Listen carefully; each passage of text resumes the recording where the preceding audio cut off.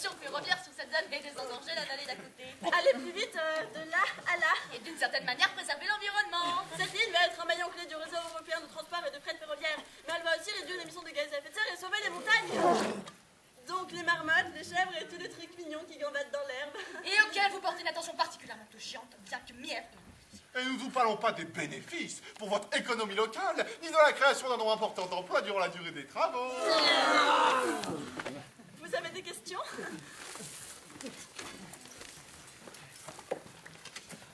C'est obligatoire. Ah bah oui, les contrats sont signés. On nous a rien demandé. C'est normal, puisque vous êtes là et que l'AGV va de là à là. Là, il ne fait que passer. Finalement, vous êtes très peu concernés. Mis à part ce fabuleux pont suspendu qui va égayer votre petite vallée, pour vous, la vie sera sensiblement la même. Je me présente, je m'appelle Jean-Isabelle de la Grande-Motte et je suis missionné par... Les rois du béton.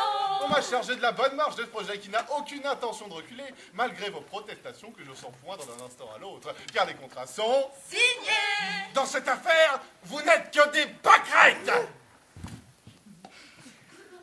Mon personnage a l'air méchant, n'est-ce pas? Mais il ne l'est pas du tout. La preuve, il porte des dessous féminins. Mon personnage, c'est ce qu'on pourrait appeler un cadre moyen. Mais ne riez pas, c'est de plus en plus rare les cadres moyens. C'est une espèce en voie d'extinction. Autrefois, les robots de la chaîne ont privé les ouvriers de leur travail. Aujourd'hui, la classe moyenne aussi a son robot. L'informatique. Le boulot de mon personnage, c'est de transmettre les informations. Vers le bas, il transmet les ordres et les demandes, tandis que vers le haut, il transmet les comptes rendus des réalisations. C'est donc un élément indispensable du processus. Mais, une fois que vous y ajoutez l'informatique, vous n'avez plus besoin de personnage, vous comprenez? Sans lui, l'entreprise est encore plus puissante, les dividendes encore plus élevés, les retours sur investissement encore plus intéressants. Bon, d'accord, ils ont encore besoin de quelques cadres moyens pour appuyer sur les touches d'un ordinateur, faire le sale boulot. Mais concrètement, la classe moyenne sera tatine comme une limace sur du sel. Mon personnage a peur du chômage. C'est pour ça qu'il est ce qu'il est. Pour la classe moyenne, le chômage est encore plus dur que pour les autres.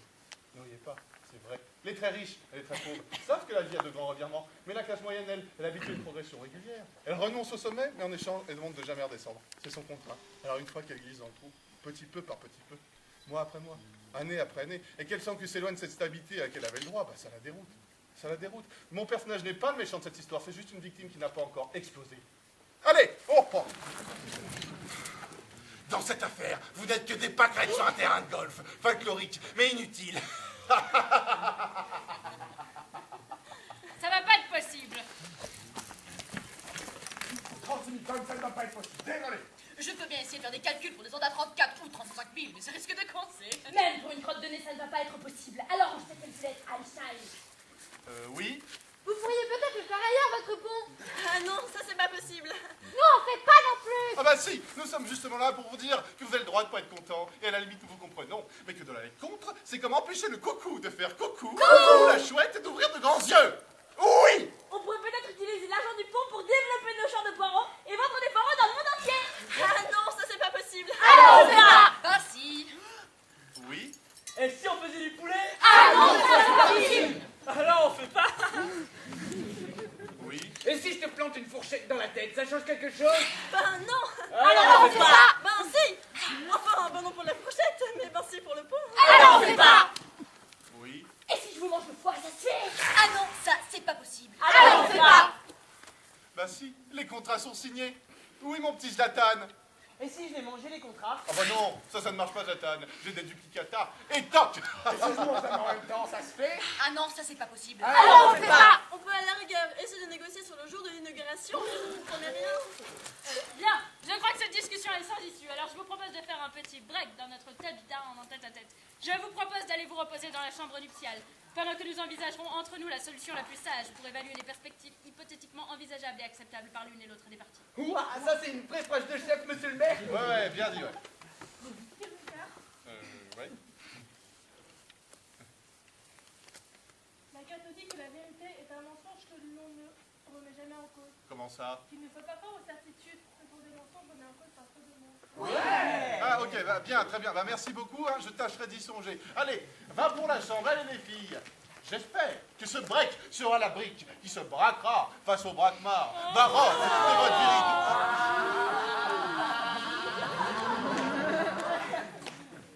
Alors, qu'est-ce qu'on fait, monsieur le maire? On boit du poireau et on réfléchit à la situation.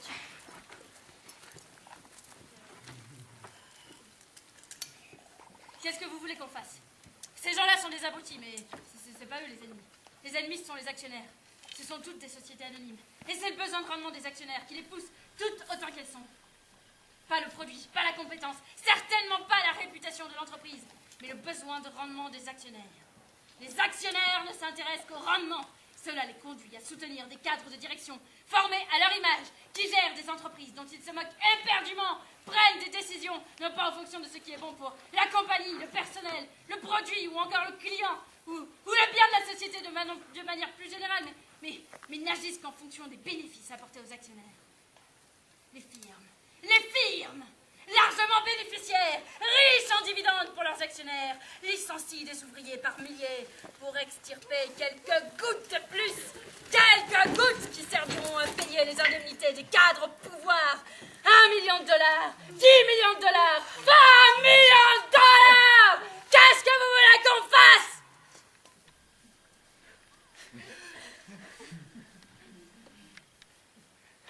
Face à cette bande de loups affamés, il n'y a pas 36 solutions. Il faut frapper vite et ne pas laisser de traces. Être visible, c'est être à découvert, c'est-à-dire vulnérable. Nous n'allons pas faire comme tous ces gauchistes qui cherchent à visibiliser leur cause. C'est idiot et dangereux. Nous allons nous servir de l'anonymat dans lequel nous sommes. Pas de menaces, pas de revendications, pas d'organisation, mais des paroles, des gestes, des actes. Alors qu'est-ce qu'on fait? On passe à table. Tu veux dire qu'on baisse nos fringues? Non, on est des zombies. Je veux dire qu'on va bouffer le chantier à 400 patates. Quand je pense qu'on m'a fait toute une histoire pour quelques blancs de poulet, là c'est carrément un génocide de viande carnivore et même pas cuite en plus. Tu la fermes. Ok. Dans notre chalet, petite plaque cantée par les salauds. Didom. Les zombies sont réunis près du poireau. Ils fredonnent le son d'une vieille guitare. Une chanson qui lève le poing comme un canard. Et leur chant est répété par l'écho, syncopé par le feu de cigale. Dans notre jolie petite plaine quand vient la nuit, les zombies dans la révolte sont réunis.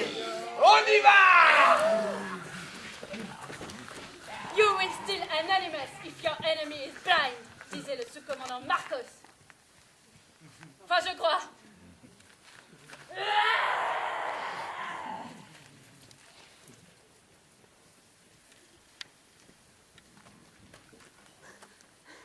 J'ai oublié mon sac. Il est là? Merci. Comment t'as dit que tu t'appelais déjà? Princesse. Pour de vrai? C'est le patron qui m'appelle comme ça. Et toi, tu aimes bien? Bah, je n'ai pas aimé ou à ne pas aimer, c'est le patron. Moi, j'ai besoin de ce travail. Alors, il peut bien m'appeler princesse, je m'en fous. Tu veux du poireau?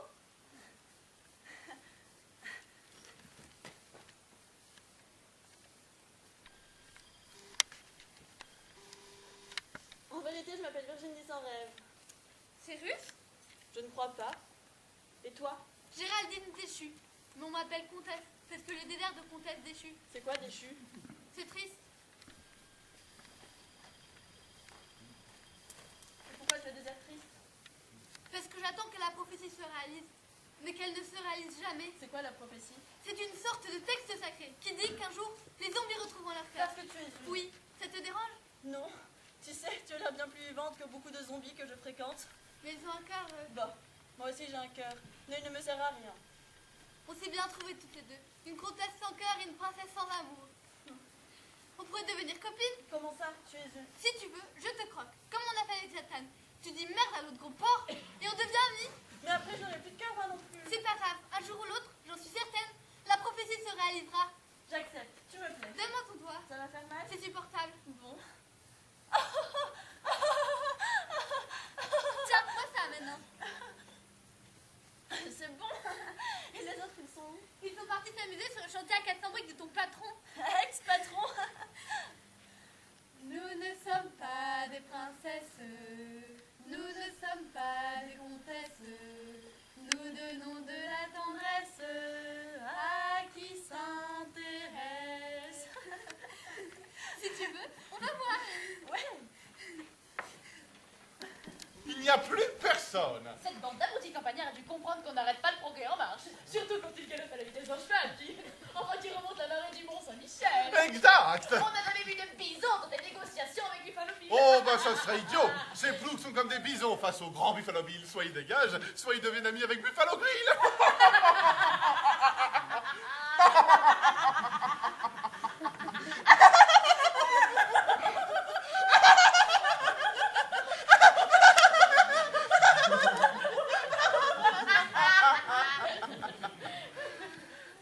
Elisabeth de la Grande Motte, vous êtes fantastique. Vous êtes bien avec moi, Frida. Oh oui, vous ne pouvez pas savoir comme je suis bien quand je suis avec vous. Je respire, je suis vivante. Ça doit être comme ça quand on est heureuse. Tout ce que vous dites, Frida, ça ne tient pas en l'air. Vous diriez ça à un autre qu'à moi, je trouverais ça idiot. Mais que vous me le disiez comme ça, moi, c'est marrant, ça me fait plaisir. T'as de beaux yeux, tu sais. Embrasse-moi. Oh! Nous vivrons exactement comme les autres, nous habiterons comme les autres. Nous mangerons la même chose que les autres. Notre maison sera à 800 mètres du centre commercial. Le matin, nous croiserons les vendeurs, les vendeuses, les serveurs, les serveuses, les caissiers, les caissières, les chefs de rayon, les sous-chefs de rayon, les assistants, les assistantes, les directeurs, les nettoyeurs, les inspecteurs et les contrôleurs de supermarchés. Chacun nous connaîtra et nous saluera comme indispensable à son écosystème. Ce sera le bonheur. Le bonheur en tête de gondole. Nous vivrons encore dans un aquarium fait de luxe et de sécurité, avec pour seul impératif d'être efficace et de nous reproduire avec sécurité sociale et pension de retraite. L'aquarium, sous des aspects de responsabilité individuelle, sera régi par nous, d'une poignée bienveillante et sous la tutelle des réglementaires stricts, portant sur le bas de l'échelle, sur les jours de récupération, sur la définition du choix vestimentaire ou sur les mesures d'hygiène. Nous serons les enzymes indispensables à la survie d'un biotope. Toi aussi, t'as de beaux yeux. Embrasse-moi. Oh!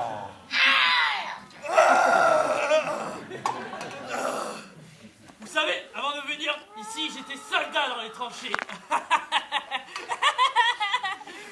C'est pas joli la guerre, ça pue, c'est un peu comme une poubelle de laboratoire, remplie d'excréments et de souris mortes.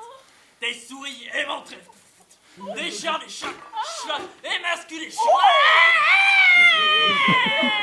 et démembrés.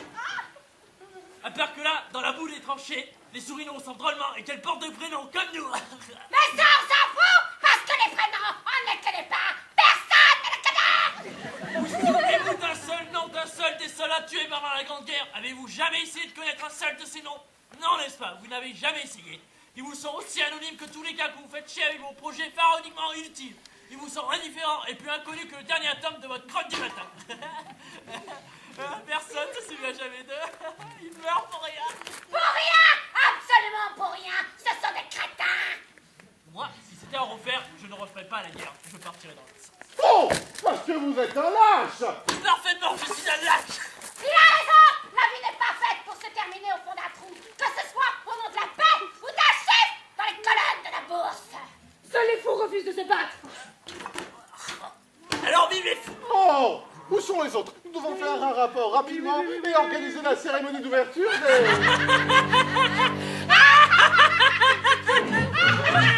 Ils sont morts. Comment ça, mort?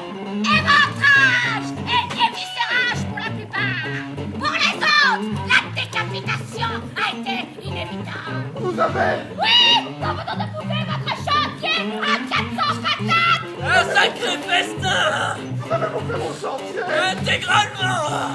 Vous êtes tombés pour faire un fond au milieu du palais de zombies. Il ne fallait pas vous attendre en bas historique. Des zombies. Impossible.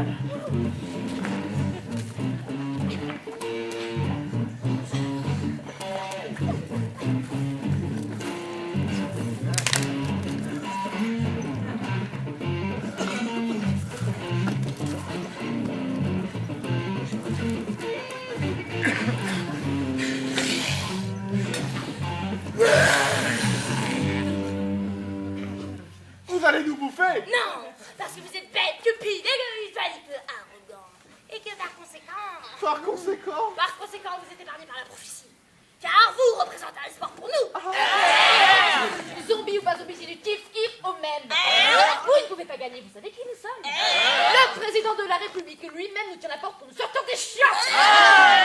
Vous n'êtes rien, rien ne vous appartient. Et si ça ne tenait qu'à moi, vous n'existeriez même pas. Putain, calmez-vous, je crois que vous allez énerver ces braves gens. Hein. Vous n'êtes rien, absolument rien. Même le mouton vous est supérieur. Pourquoi elle parle de moutons? À la fin du XVIIIe siècle, les Highlands en Écosse étaient peuplés de ploucs, dans votre style. Et puis un jour, les propriétaires des Highlands se sont rendus compte qu'ils avaient plus d'argent à gagner en remplaçant les ploucs dans votre style par des moutons. Dégagez les ploucs. ta vie tes meilleurs efforts. Eh bien, ce n'est plus ta vallée. Les propriétaires se sont rendus compte qu'ils avaient plus d'argent à gagner en te remplaçant par des moutons. Ou dans le cas qui nous concerne, par un pont. Je peux vous offrir un petit port, madame? Avec plaisir. Cadeau. Il est bon. Non, c'est de la merde. Je t'ai choisi la pire cuvée. Une vraie flotte. C'est vrai qu'il a un petit goût. T'as pas l'air d'être une marrante, toi. Ah non. Et t'as jamais voulu être chef? Non, être chef, c'est pas facile. Donne pas les beaux mecs, les belles bagnoles, les fringues de marque, les restos et tout, et tout, et tout. Merci, mais pour être chef, il faut avoir des diplômes. Alors pourquoi t'as pas de diplôme?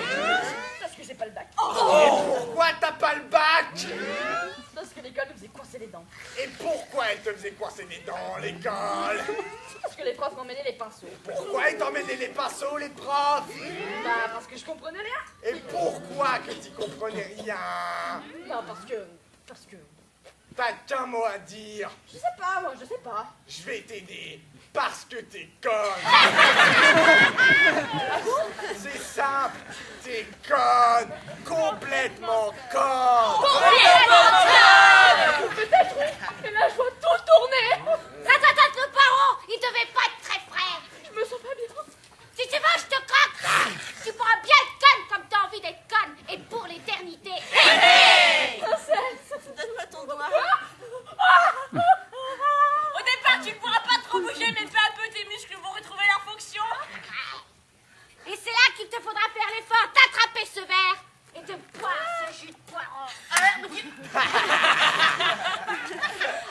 Maintenant, c'est à nous, le roi du béton. Normita, fais ce que t'as à faire. On amène la bibliothèque. Attendez, je ne crois pas. Tais-toi!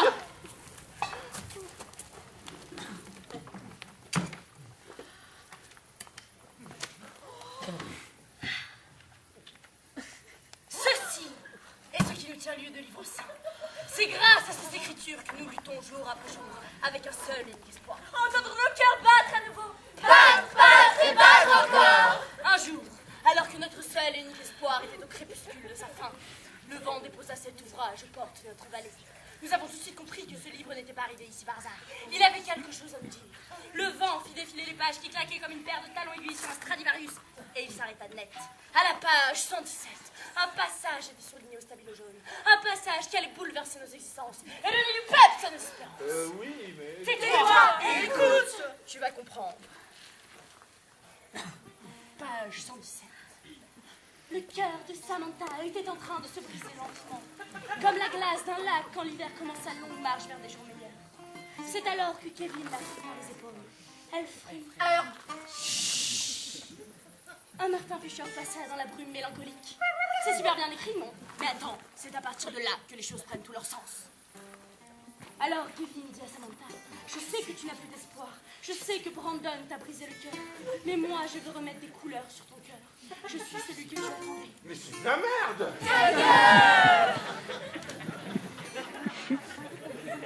Je ne suis pas très malin, je sais. Je ne suis qu'un homme. Et comme tous les hommes, je suis un idiot. Je suis bête, cupide, égoïste, vaniteux. Oh non! Je le sais, Samantha, mais je te promets une chose. Je recollerai ton cœur morceau après morceau. Ton cœur sera mon vase de soissons. Et je n'aurai de cesse avant de le voir battre. Battre et battre encore! Je te le promets, Samantha. C'est là, écoute. Je ne suis pas certain de réussir à te sauver, mais j'essaierai, je dois y croire. Alors Samantha devina que le destin venait de basculer. Une larme roula sur sa joue avant de venir se poser sur son cœur. Son cœur de cristal! C'est la prophétie! La prophétie! Et tu es cet homme! Tu es Kevin! Non, je vais faire l'erreur, moi c'est Jean-Isabelle. Tu es toi, Kevin! Tu es bête, cupide, égoïste, vaniteux, arrogant. Nous croyons en toi, Kevin! Grâce à ton cœur, tu ne remettras pas! Battre et battre encore. Kevin! Jeune mais recolle ton vase de soissons, J'en suis incapable. Mais si, Non, Kevin! vous savez, je ne suis pas très fréquentable. Regardez la preuve, je porte des deux. Vous avez un cœur?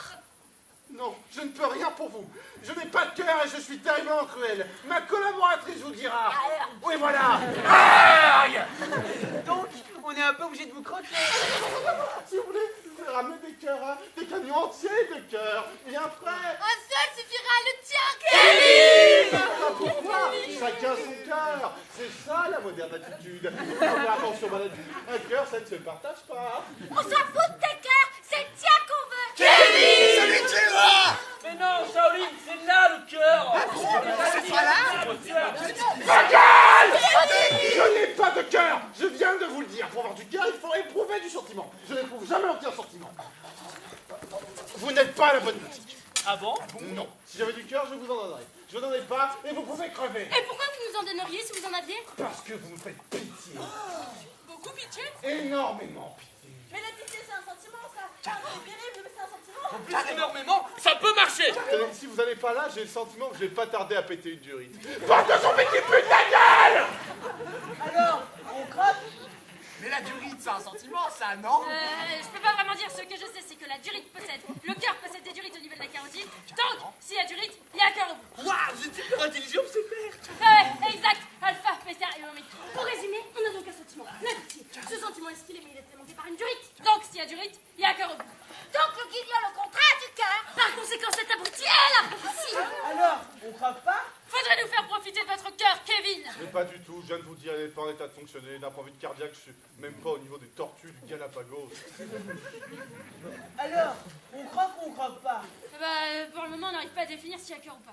Bon, c'est peut-être le sentiment qui ne va pas. Il faut quelque chose de plus positif. Est-ce qu'il y a des choses qui vous procurent du plaisir quand vous les faites? Oui, la pêche. Mais c'est nul la pêche, c'est comme la chasse à part que la balle est attachée au bout d'un fil, fallait en donner. Essaye de te faire un chevreuil avec une canne à pêche. C'est impossible. Oui, mais à la pêche, on s'en fout d'emmener un chevreuil. Ce qu'on veut, c'est ne plus penser à rien, se reposer l'esprit et ne se laisser distraire que par l'imminence de la mort. C'est très humain la pêche. Le petit poisson qui se laisse prendre est là pour nous laisser un message. Quel message ça donne, les poissons? Que la mort est bien présente et qu'il faut attendre dans la patience, la rêverie, la poésie et la solitude. C'est de trucs du cœur, tout ça, non? Ah non, rien à voir avec le cœur. Le petit poisson, il souffre beaucoup quand on le sort de l'eau et qu'on le sépare de sa mère. En plus, on se déteste parce qu'il est tout petit et que c'est plutôt sa mère qu'on voulait bouffer. Vous êtes beau? Non. Vous êtes beau quand vous parlez des poissons? Qu'est-ce que vous racontez? Vous dites n'importe quoi. Regardez-moi, je suis... Il n'y a pas pire peau sur la tête d'un pouilleux caleux. Je suis obligé de porter cette barbiche ridicule pour avoir l'air sérieux d'un homme respectable. Et je ne vous parle pas des femmes. Peut-être, mais vous êtes beau quand même, c'est comme ça. Bon, on a bien rigolé, mais je crois que vous devriez comprendre que je ne suis pas l'homme de votre prophétie. Je n'ai pas la carrière d'un prophète, hein. Regardez. Et puis, je ne peux rien pour vous. Vos cœurs brisés ne sont pas de ma compétence. Dévorez-moi si le cœur vous en dit. Oh bon, je me comprends. Je m'en fous. Je suis pas celui que vous attendez. Non, tu n'es pas certain d'être celui que nous attendions, mais tu vas essayer. Hein? Moi, je crois en toi. C'est gentil de croire, mais je ne crois pas que croire puisse suffire. C'est pourtant ce qui est écrit là-dedans. Vous êtes beau. Puis c'est pas très gentil de vous moquer. Je ne moque pas, c'est vous qui vous moquez de vous. Vous voyez-les, vous ne vous aimez pas et vous vous dites que cette vérité est indiscutable. La vérité ne ment jamais. La vérité est un mensonge. Je ne sais pas à travers quel Dieu vous regardez, mais les miens ne voient pas la lumière dont vous parlez. Alors vous êtes aveugle, le monde entier vous dira comme je suis fait. Alors je me trace contre le monde entier. Vous êtes beau contre le monde entier, monsieur. Monsieur, regardez-moi bien avant que la lune ne tourne. Oui, je vous obéis. Laissez-moi vous contempler avant que la lune ne tourne. Je vous regarde, monsieur. Je vous regarde, mes yeux s'emplissent de clarté. J'aimerais bien voir la clarté dont vous parlez. Regardez-vous dans mes yeux, monsieur. Eh bien, Je suis tel qu'il vous plaît. la raison vous revient enfin. Votre visage a la pureté du matin. Les plats d'un rayon soleil sur le mur de la table. Je vous aime, c'est comme ça. Je peux vous croquer. Oh bah c'est-à-dire que... Un tout petit croquage d'amour. C'est indispensable. Non, Alors je préfère rester comme je suis. vous m'offrez votre cœur. Je pense que vous l'avez bien mérité, oui. Vous me l'offrez. Bien sûr, il est à toi. On dirait bien que ça marche.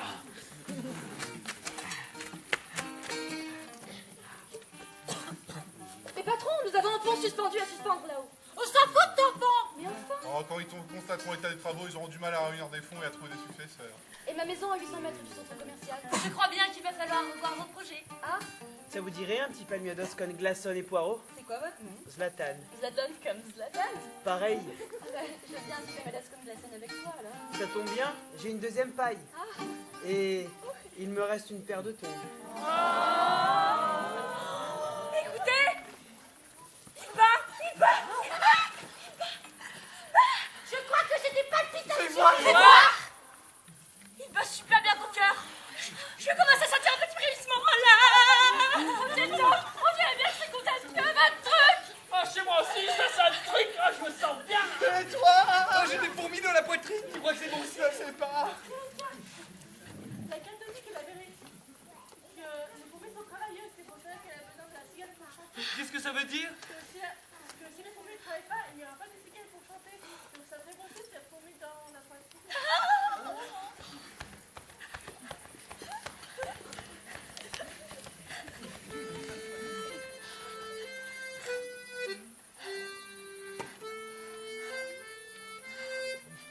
C'est agréable à écouter le bruit des cœurs qui se remettent en route.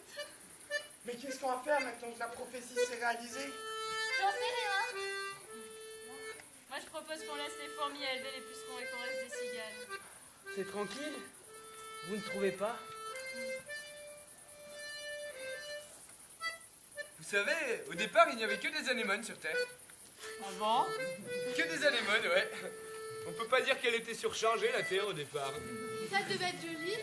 Ah oui, c'était super joli. Les anémones flottaient mollement dans des océans presque vides. C'était une des premières formes du bonheur.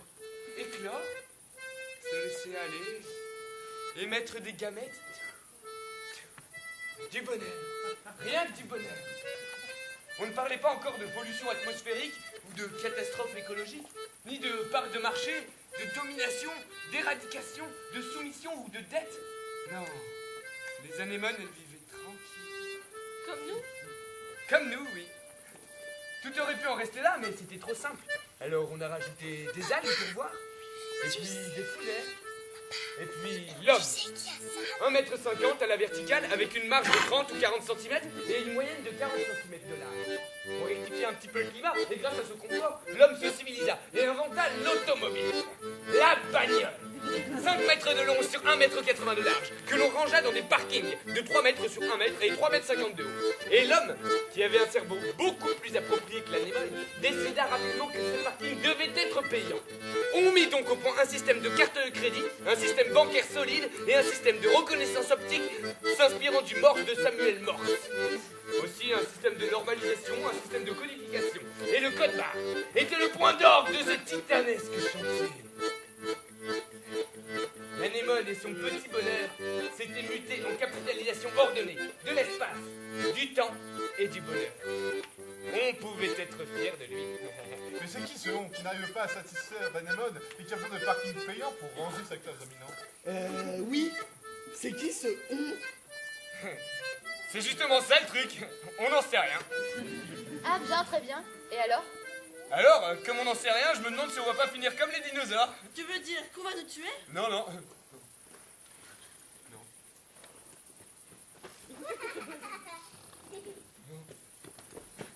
Non, je crois que on est sur un plan beaucoup plus radical. Plus radical que la mort? Oui. Je crois que on a un objectif prioritaire de nous obliger à manger de la salade jusqu'à la fin des temps. Nos estomacs vont se muter en feuilles de pissenlit et nous en boufferont les racines par l'intérieur. C'est horrible! Oui, mais j'ai un plan. C'est quoi ton plan? Il faut arrêter de boire. Si on arrête de boire, la salade, elle mourra.